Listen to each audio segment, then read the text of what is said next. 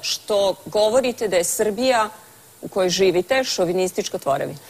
Ja sam rekao, ona tvorevina koju zovu srpska država Srbija, to je šovinistička tvorevina. Zašto?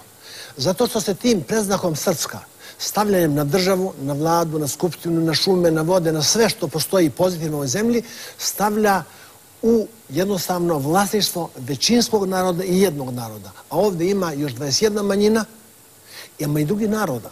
Nekorektno, krajnje neumesno i neljudski sve pozitivne vrijednosti ove zemlje stavljati u ime jednog naroda i onda se direktno ide na... Molim vas, ovo je preduslov, sama ta činjenica je preduslov za rehabilitaciju Draže Mihajlovića, koji je planirao i naređivao etničko čišćenje. Kaže, citiram, stvoriti veliku Srbiju, etnički čišćenje manjina i nenarodnih elemenata.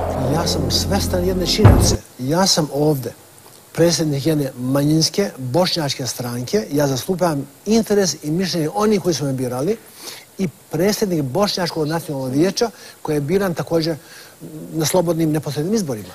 Ja sam čovjek koji živim s narodom i govorim ono što svaki normalan čovjek, svaki normalan Bošnjak misli i govori. Naše je, pokušat ćemo da učinimo sve, da se izborimo za pravnu državu, pravnu sigurnost, vladavinu prava i od ove šovinističke tvorevine koju zovu srpska država Srbija, želimo da napravimo jednu demokratsku, modernu, evropsku državu Srbiju. Ali ja molim Bošnjake, budite dostojanstveni. Ovaj režim je pri kraju. Čim je posegao ponovo, kao što su 90. slali i vršili nasilje, sad ponovo pokušavaju da isprovociraju Bošnjake.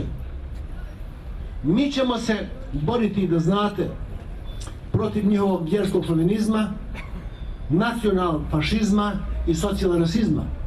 Borit ćemo se za pravnu sigurnost, pravnu državu i omogućit ćemo da dođu ove investicije, da počnemo da živimo od svoga rada.